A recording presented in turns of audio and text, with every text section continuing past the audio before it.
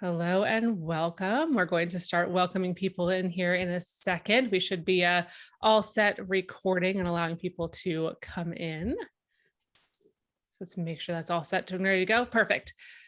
So as you can see, there are several fun things going on here, and I am just about ready to have you embark on quite the adventure with us today. So a long time ago in a galaxy not so far away, the government decreed that contractors executing cost reimbursable type contracts subject to the allowable cost and payment clause are required to submit an incurred cost submission. And that decision brings us to today. So welcome to File You Must, Incurred Cost Submissions presented by Boost LLC. I am your moderator today, or should I say Starfighter pilot, Meg Kearns, and I am the Director of Marketing for Boost. As you can see, we are presenting today's discussion with a little bit of a twist. It is May 4th, or for those in the Star Wars world, it is May the 4th be with you. And you have not stumbled into some rogue Tatooine town. This was done completely on purpose, I promise. So prepare for the puns there. If you're counting at home, there have been several already. And settle in for an ICS discussion, unlike any that you have probably experienced before. So to get us comfortable and set up for today's discussion, I'd like to provide you with a few participation reminders to ensure your best experience. So first things first, remove distractions. We're going to keep this to about an hour or less. So if you could silence your cell phones, close down those 8 tabs that are open in your browser, stay out of your email for a couple minutes, we would appreciate that. We encourage you to be active in the chat. You should see a Q&A button at the bottom as well as a chat to the right side. If you'll give that chat box a test run, we would appreciate it. So first in the drop down above the text box, if you'll choose all panelists and attendees, that will make sure that everybody gets to see your message, not just the panelists up here. And you can let us know where you're joining from, or bonus points if you've got an awesome Star Wars pun that I can add to my repertoire. I'd love to see that as well. And then you can also take this time to share your digital business card of sorts. So your name, your email, your company name, should other people in the audience want to connect with you post-event, they have the opportunity to do so. And I see all sorts of fun things happening in here. So good to see everybody. But this is where, oh, and I also want to say there will be a replay. So there will be a replay. Make sure you pay attention, but we will email that replay over to you and the place that you had registered, the email you had registered after it's finished processing. So this is the part where I get to introduce or allow the speakers to introduce themselves to you. And first we have Susie. Susie, who are you and what do you do to support clients at Boost? Hi, Meg. I'm very excited to be here. So my name, like you said, is Susie Villalonga. I started as CFO consultant and now have transitioned into Director of Accounting and CFO Services here at Boost. Very, very much excited to be here to talk about the ICE submissions. We do provide this service to all of our clients as needed. And so we're just really excited to kick it off. Fantastic. Thank you, Susie. And then we get to pop it over to Khaldoon. Khaldoon, who are you and what do you do to support clients at Boost? Hi, Meg. So my name is Khaldoon Tayyib, and I am a senior accounting consultant at Boost. The majority of my work nowadays is working with accounting assessments and anything regarding incurred cost submissions, provisional billing rates, and anything that I can use my experience in audit, which, as you can see, I'm coming from the dark side, to come and help any clients and companies that come our way.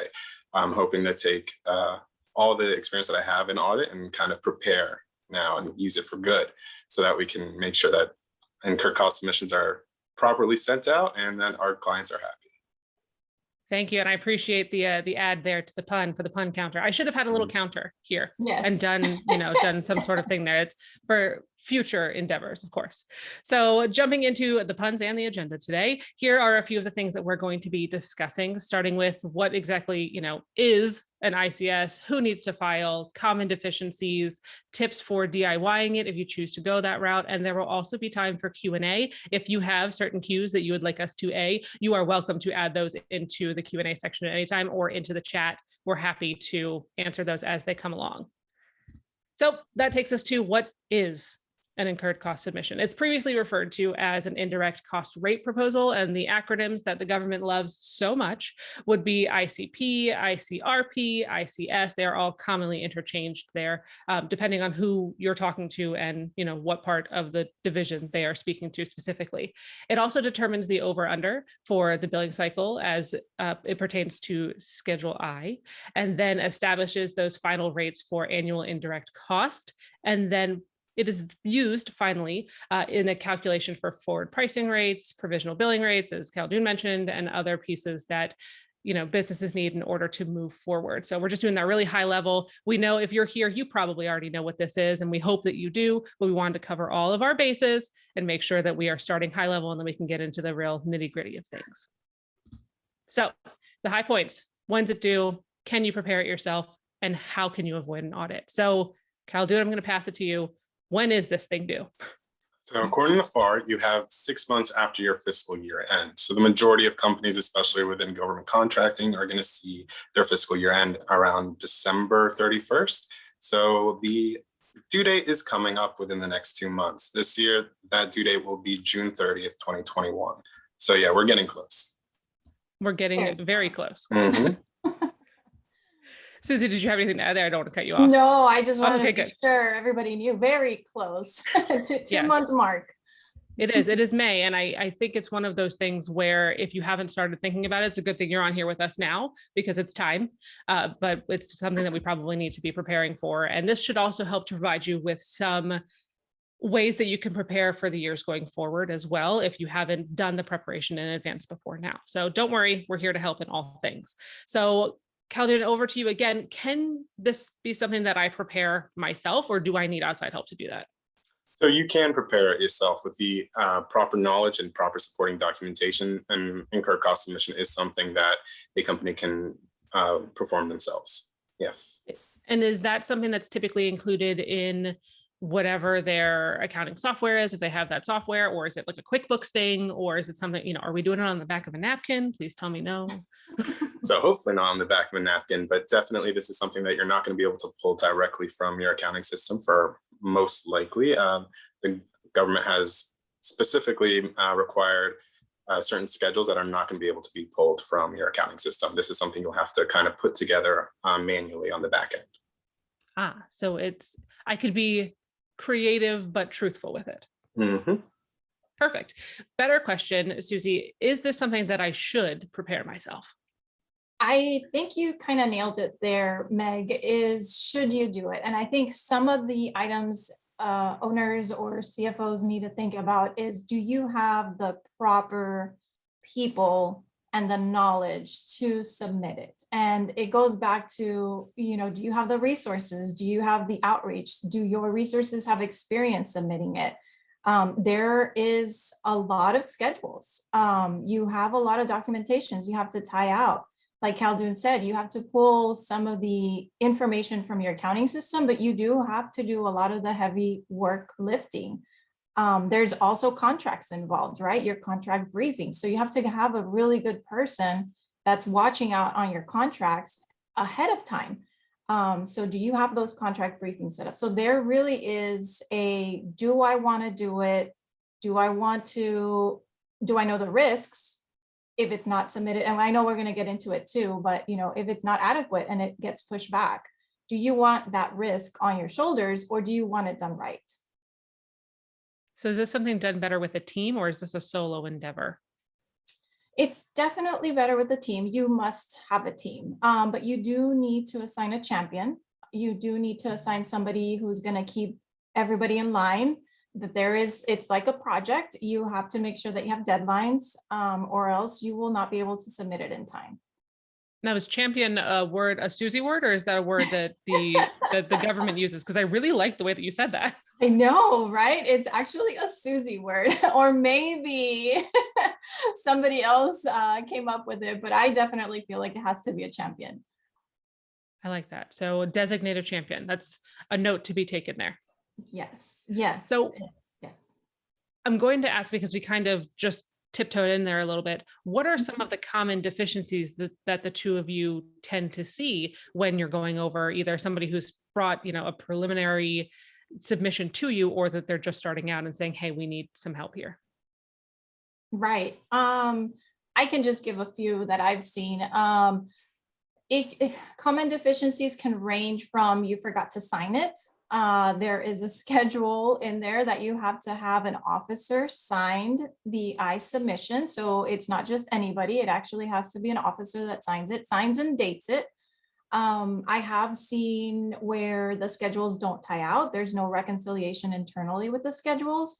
And so you have to have those checks and balances in place. I've also seen where contracts that have been closed were not closed in that period because they forgot to run the reports correctly or what have you. I know there's a lot more. I think those are the ones that I kind of would see immediately off the top that I can remember. Those are the big ones to look at. Khaldun, anything to add there? Yeah, so Susie mentioned the amount of ticking and tying on the actual incurred cost submission.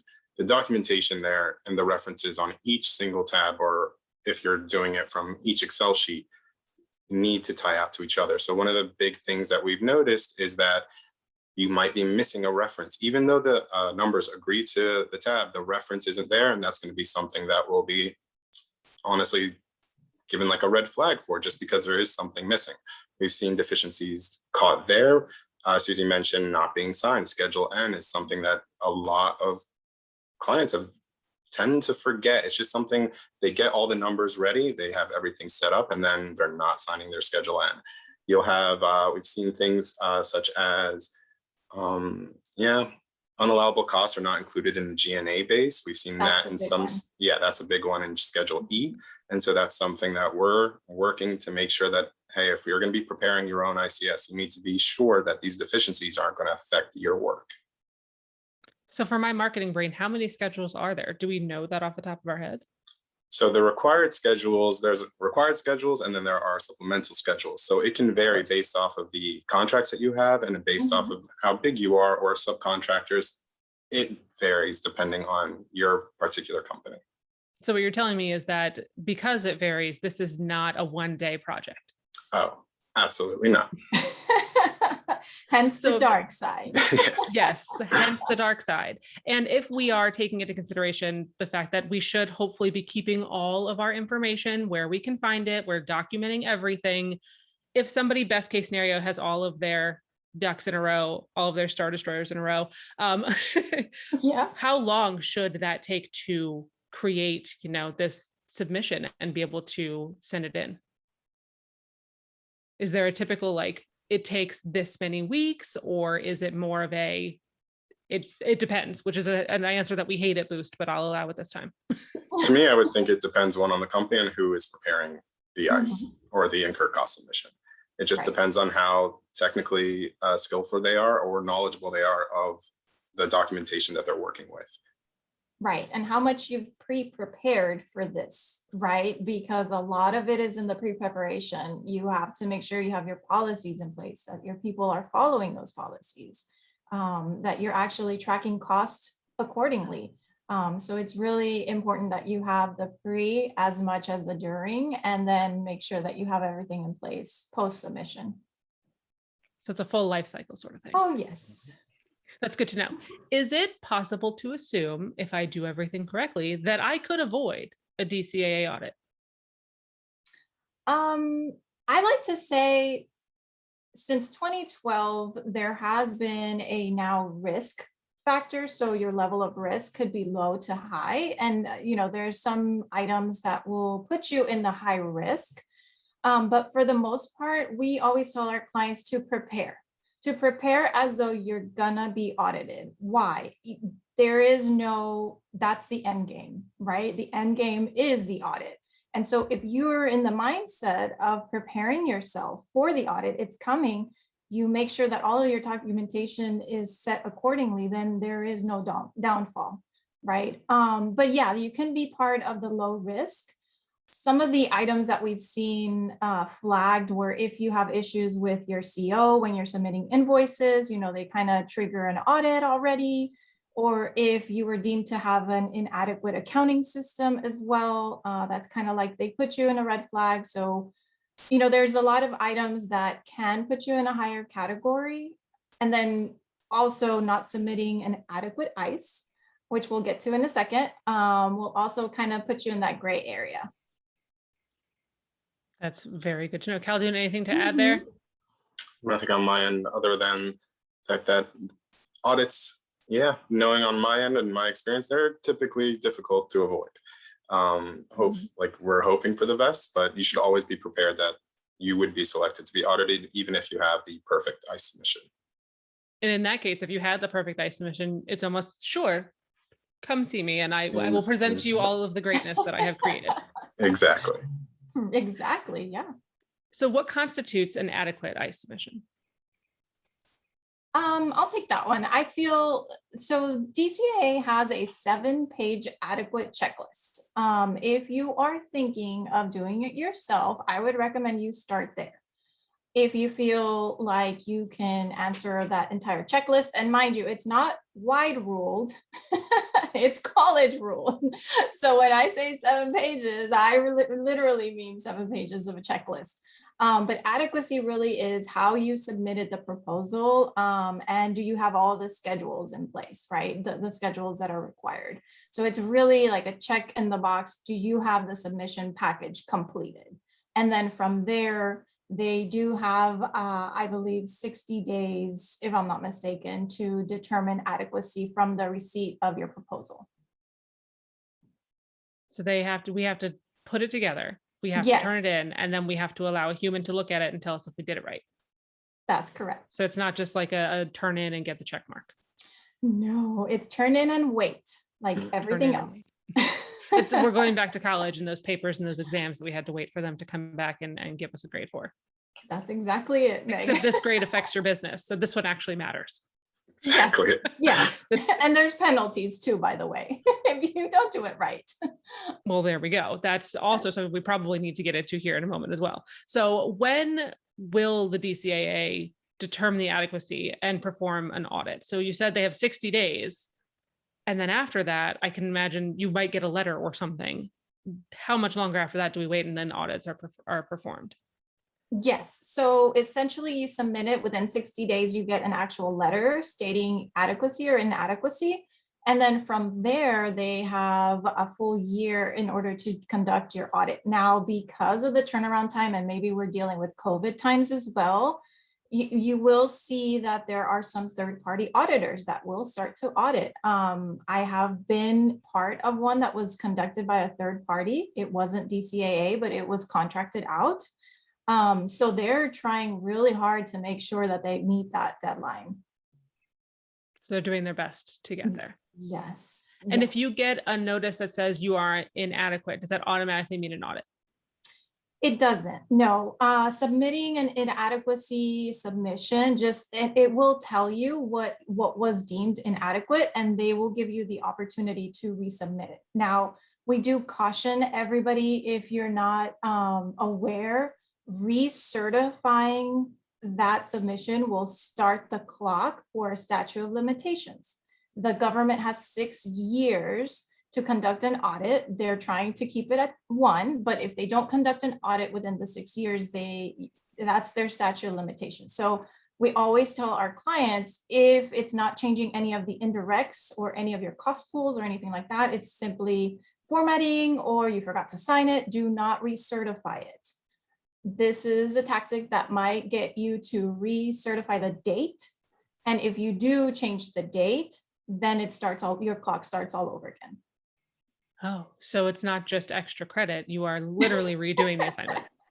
Yes. That's slightly terrifying, I will say. And did you say 6 years?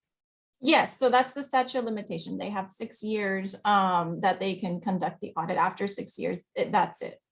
That's a lot longer than some contracts we have.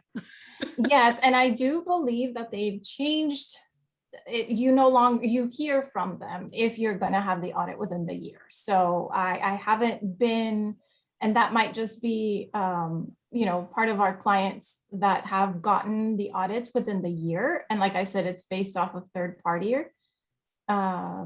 contractors. And so it's really turning around, but it's still slow. And now here we are at COVID times. So we don't know what that's gonna look like. Yes, that changes a few things for sure. Very much. So what do I do? Say I go in to start creating this, on my own. I'm going to DIY it. I think I have all of the things that I need. What do I do if data is missing, or if it just doesn't exist? Or if I did a bad job and didn't keep it? Let's hope that doesn't happen. But we know life is life, and this is something that probably happens. I say you're out of luck. if you're doing cost reimbursed contracts, or if you're doing T&Ms with G&A on your materials, like, you really need to be on top of your game. You should not be at that point where you're figuring out the submissions 2 months before they're due and you don't have your data, you don't have your ducks in a row. That's a very bad spot to be in.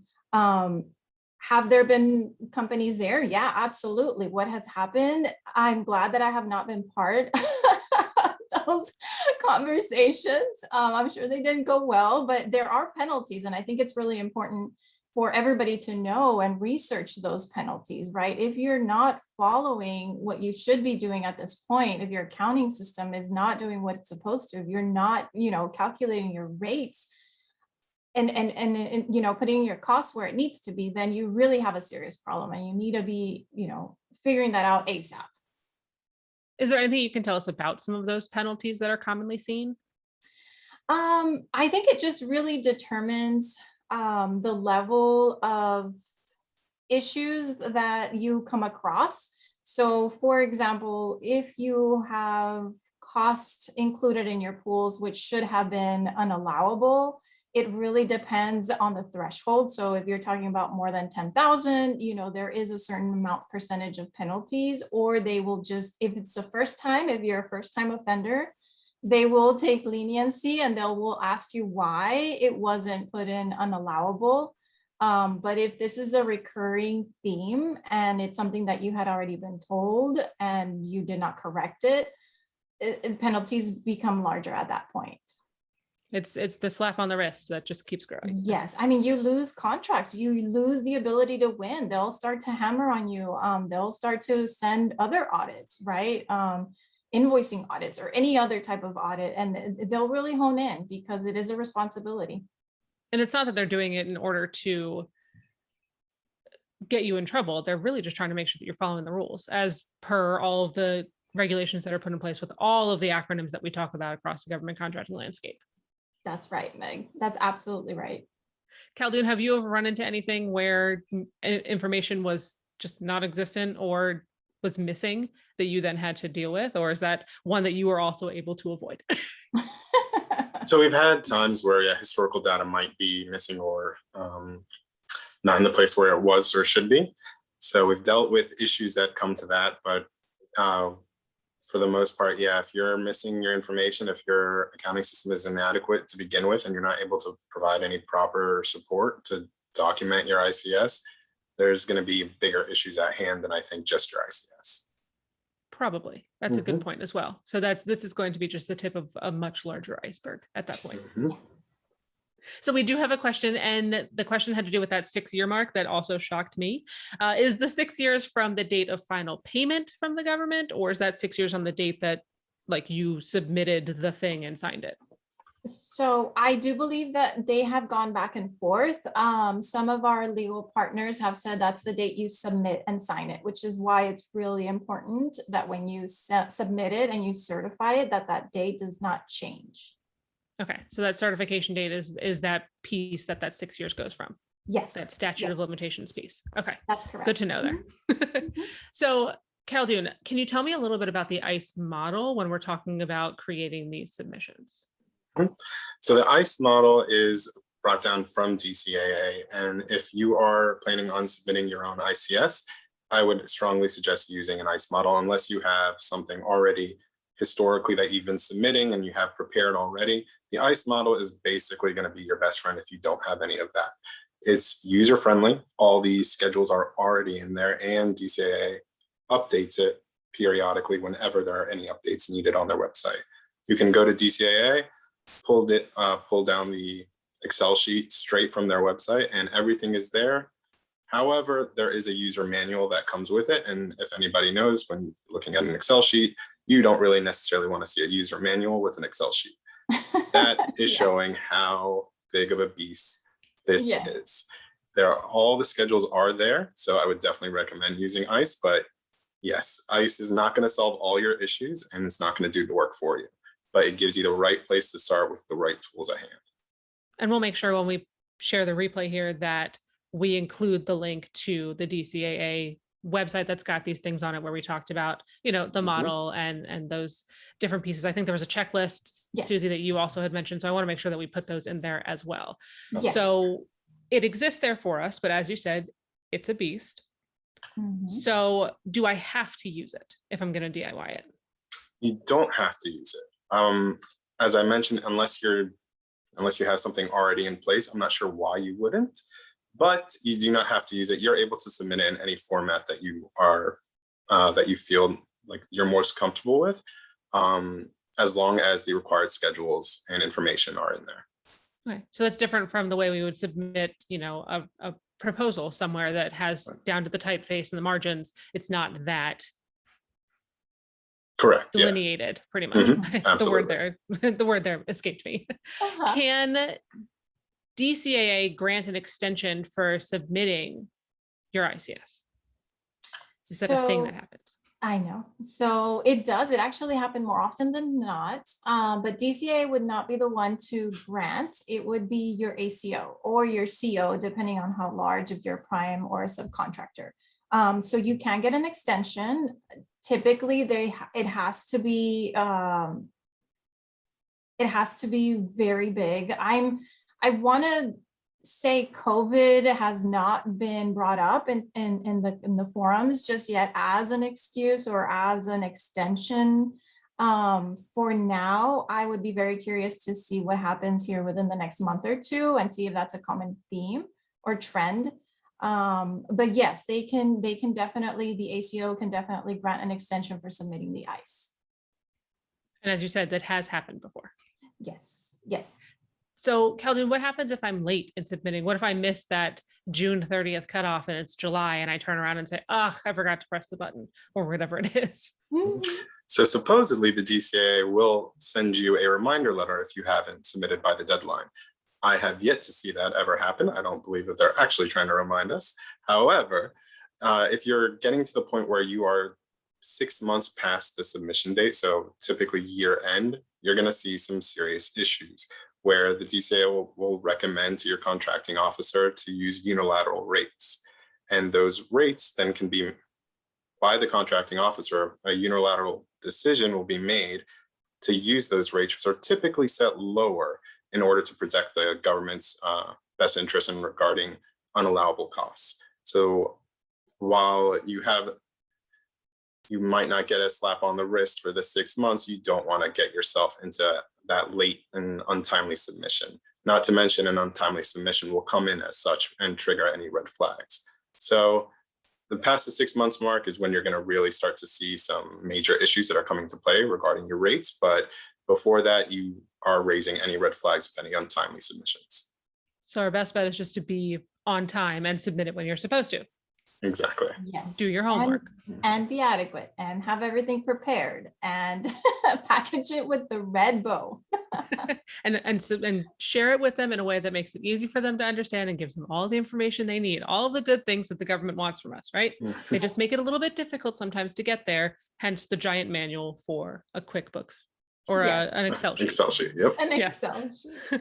We do have another question which says, are there any specific requirements for companies who received a PPP loan that is expected to be forgiven? Is that something that we have information on as of right now, or are we still awaiting information on that? I think that's a very good question. And it's in the minds of everybody. We're still trying to piece that together as well.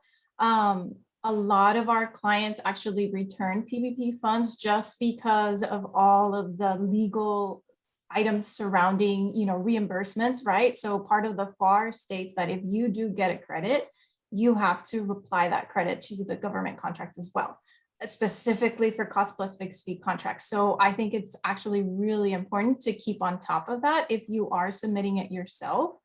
I know internally we have several discussions surrounding that as we proceed with some of our clients that did keep it. So not saying that everybody did return it, but we do have a couple of clients that did keep it.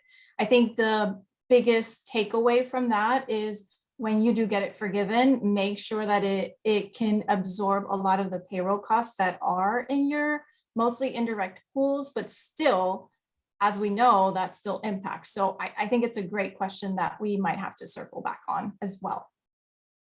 I think that's very, very true. Cal, did you have anything else you wanted to add there? I think Susie mentioned all that I'm aware of as well. Perfect. I just wanted to make sure I didn't cut you off in case you had something to add there.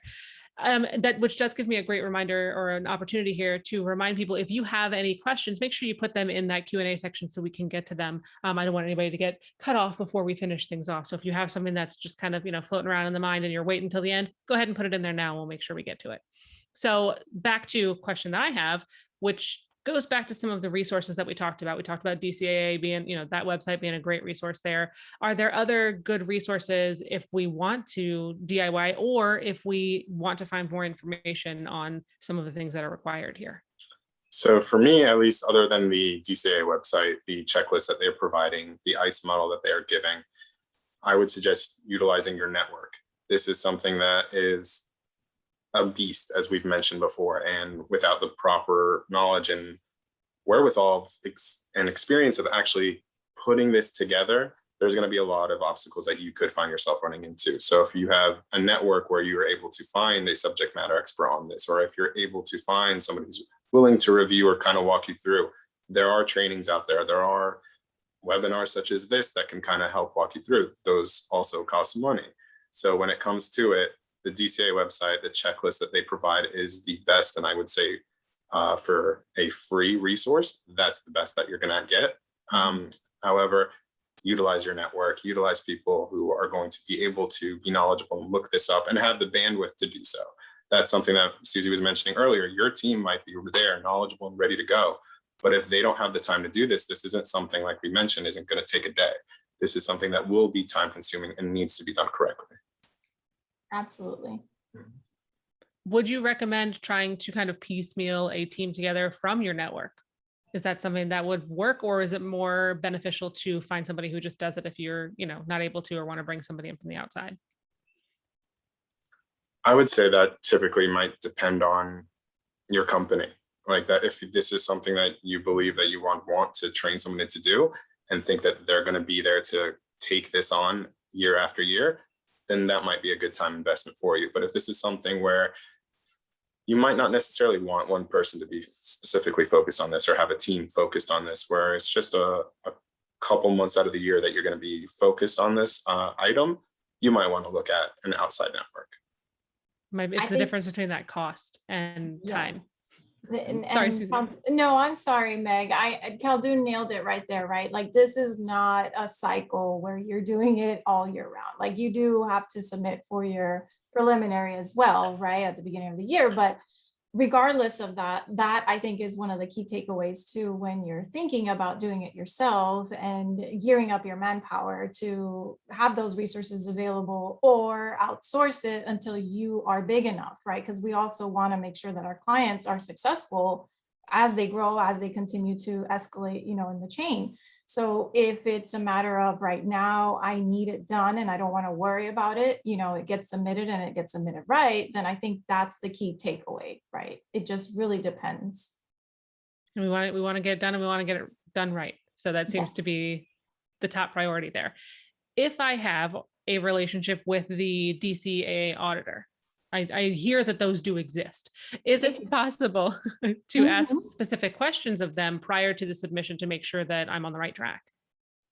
Yes, and if I may take that. So as an auditor and coming from that side of the world, one of our favorite things was when we were asked a question that necessarily impaired our independence or anything along those lines, our favorite thing is push it back on the client. So a lot of the questions that you may be asking your Dcaa auditor when it comes to the actual preparation of the incurred cost submission is going to be pushed back on you. They're not going to be able to help you with any questions regarding preparation. A Dcaa auditor may be able to provide you general advice on what constitutes an adequate submission and what may be inadequate. However, because of the independence issues that arise with audit and auditors, the actual preparation, those questions, they're going to be refusing to answer. Mhm. Are there specific questions that you encourage people to ask of their auditor should they have the opportunity? Are there allowable questions, or do we just say, hey, do your homework, and unless it's something that's really hard, don't email them? Personally, I believe that if there's anything that you're going to get an answer from a Dcaa auditor from, or if you're asking them a particular question that they will answer, you're going to find that on the checklist anyway. The adequate incurred cost submission checklist that is already on the Dcaa website. So it's good to maybe hear it from them specifically, but those questions that can be answered are already going to be answered on the checklist. So you'll be more using it for confirmation rather than information. Correct. Or verification of an understanding of a specific point. There is, I want to point out also, Dcaa website has a document out there for when you do get the audit notice and frequently asked questions. Like Khaldun said, there's a lot of information out there already on the web and on Dcaa's website. They will give you links to a checklist for documents that you need to have to prepare for your audit. And so I think they've already handled a lot of the frequently asked questions, and it's all available online. Perfect. And speaking of frequently asked questions, like I said, we would love to encourage you to ask any of those that you have as we start wrapping up here a little bit. But one other question that I have are there tools? I know we talked about resources. Are there specific tools that you all would recommend to assist with any of this prep, even before, if you're going to, invite somebody from the outside to come in and help? Are there tools that people should be utilizing in advance? So other than the ones that we've mentioned so far, including the ICE model, I would suggest a big pot of coffee is going to be the right tool for you to get this done, because working with the checklist at hand, using the model, the ICE model that the Dcaa is giving you, and utilizing the team around you and your actual accounting system, those are going to be the tools necessary for you to submit an adequate incurred cost submission. So what is the Star Wars tie here? It's all within you, something like that? Help me out there. Yeah. It has to do, it's the answers you seek are within you. Mhm. That is good to know. I do want to add one more thing also that I think is really important is when we talk about accounting systems, is make sure that you do have an accounting system that was built to include your indirect rates and calculate your indirect rates during the month. There are a few accounting systems out there that will pull schedules for you and when we say it's not the template that you submit, like Khaldun said, no accounting system is going to build it for you, but it actually will run a report that will assist you in populating these schedules within the ICE model. So there are a few accounting softwares out there that can at least push you a little bit further.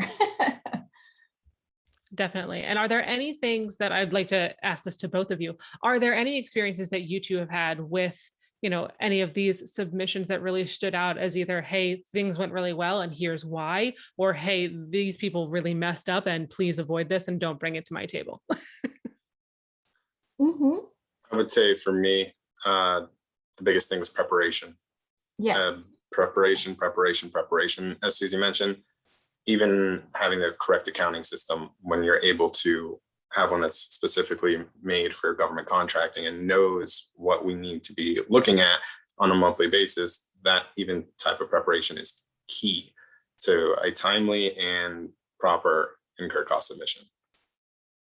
Yeah, I would sound right behind Khaldun is preparation. Preparation is key, making sure that you have the right resources, the adequate resources, and if you don't internally, that you seek help immediately. And I say that wholeheartedly. I mean, we're dealing with small businesses and you don't have the resources to have, a big back office support. And so as you continue to grow, you do need to seek guidance from those that have been there before, right? And then you will continue to learn. And as you submit year over year, if you are successful in those contracts, you will be able to build that robust network internally with your company. And there's a whole piece of that whole compliance piece that, it has a lot to do with everything that's going on, and making sure that you are prepared for that is going to help to mitigate any of those non-compliance pieces, hopefully. Yes. So we do have top 5 takeaways for those of you who are taking notes today. Some of those would be: you must file 6 months after the close of your fiscal year. As Khaldun said earlier, if you are getting a notice from the Dcaa that says, hey, you are well beyond the scope of when you were supposed to turn this thing in, that's going to throw up a ton of red flags. So just get it in and get it done. We also noted that COVID may delay auditor response time. So just because it's taking a little bit longer for them to get back to you does not give you the opportunity to be late.